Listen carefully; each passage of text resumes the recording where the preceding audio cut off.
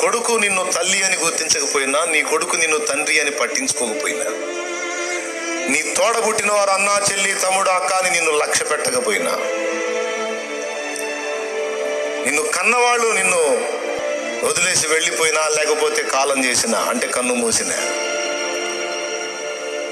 నువ్వు ఎవరికి ఏమీ కాకపోయినా, ఒక్క మాట, నిన్ను తన చేతులతో నిర్మించుకున్న సృష్టికర్త ఒకడున్నాడు. అందరికీ నువ్వు బరువైన, భారమైన, ఆయనకు నువ్వు బరువు కాదు.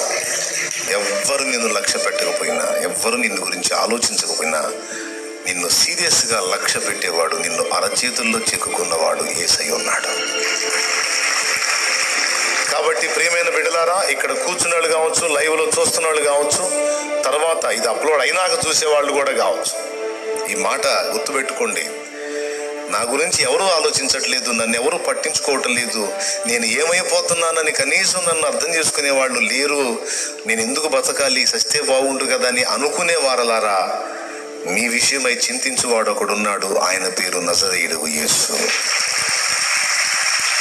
మీ కొరకు విజ్ఞాపన చేసేవాడు ఆయన. నీ విషయంలో దృష్టి నిలిపి నిన్ను విడువక ఎడబాయక భూమి మీద నీకు తోడై ఉన్నవాడు ఒకడున్నాడు. ఆయన పరిశుద్ధాత్మ దేవుడు. నిన్నెంతో ప్రేమించే తండ్రి ఉన్నాడు, ఆయన పరలోకపు తండ్రి.